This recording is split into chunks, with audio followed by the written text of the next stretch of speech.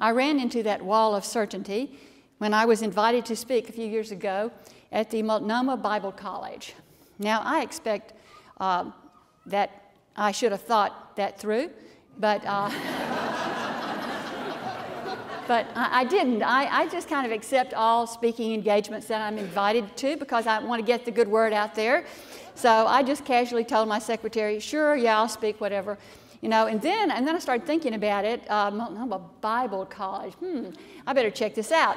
So I called up the PhD organizer of the conference and began a very awkward conversation. I asked him who the audience would be because I had to write my speech. And he said, well, chiefly students from the school and professors and other evangelical leaders. And so I said, well, what do they believe? And he said, well, they believe various things. And I said, yeah, well, okay, let's start with salvation.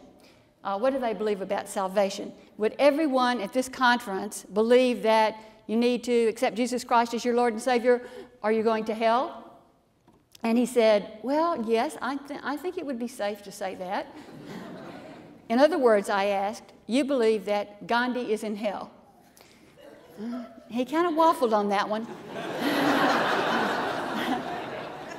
He said, if certain people have really not had the opportunity to hear about Christianity, and I said, Gandhi knew all about Christianity. I said, in great depth. He studied Christianity, but he decided to remain a Hindu. So Gandhi is in hell. Well, he said, I guess you'd have to say, yes, he is. And I said, you don't really believe that, do you?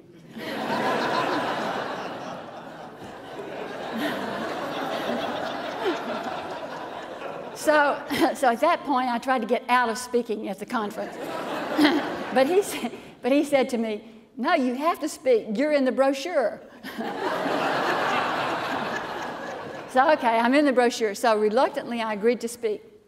So I wrote and rewrote that speech, tearing each one up, one after the other, and finally speaking on the topic, will the real Jesus please stand up? I had a good experience there at the college, actually, very, very good experience. I was warmly welcomed and subsequently invited this same professor to speak on environmental concerns at our General Assembly this past June here in Portland. So I was not going to move on my position, and he was not going to move on his position, but we got together on the things that we have in common, and that would be Jesus and the Bible and social justice. So that's how we did it. Now, we cling tenaciously to our belief structures, and if and when they crumble, we feel lost. And so we don't really allow them to be questioned too much. But when they do crumble, we feel lost because it is impossible for humans who are reflective beings to live without context, without a meaning structure in which to operate. Ernest Becker, in his classic work, The Denial of Death, explains compellingly that we are the only animals who know that we are going to die and that we must repress this terrible understanding. In his words, in order to live decisively in a world so full of beauty, majesty, and terror. And so we make up a story to live by, an illusion, in order to live at all. Becker calls this a vital lie. The problem with belief, or this constructed story that we live by, if you will, which appears to be necessary in order to exist, is that some beliefs work better than others in the world. Some beliefs let you down when you need a ground to support you. And some beliefs hurt and divide. So here's where the importance of choice comes in. Maybe your culture has told you that life is all about the American dream, making money and buying things. Well, that'll let you down. The cultural message seems stronger than ever, but its shallowness becomes apparent in our broken homes, broken lives, our addictions, our alienation, one from the other.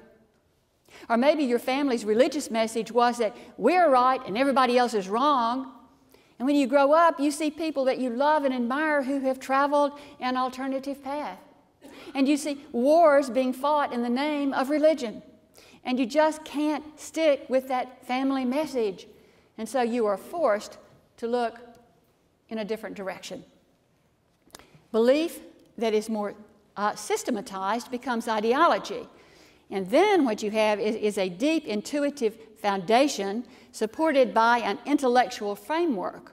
And so you believe on the one hand, and then you seem to have a structure of support and a name and a terminology. You have a theology, a political philosophy, or even an approach to knowing itself. You have an ideology. Ideology, again, is inescapable for thinkers because we need to construct ways of seeing the world, but heed this warning. We shouldn't reify these ways of seeing the world, and when I say reify, I mean we shouldn't believe that our ideas are any kind of concrete reality or real. Ideas are always arbitrary, always constructed, and can always be changed. In her wonderful essay, The Way of All Ideology, Susan Griffin warns us that ideology tends to split the world into the superior and inferior, the righteous and the evil, the above and the below. And by rights, of course, all that is superior must have reign over all that is inferior. And so we become divided the one from the other, and we become divided from the parts of ourselves that we don't wish to own, which we then project upon the other. And so we must consign Gandhi to hell. Muslims must be drowned. Gays must be stamped out.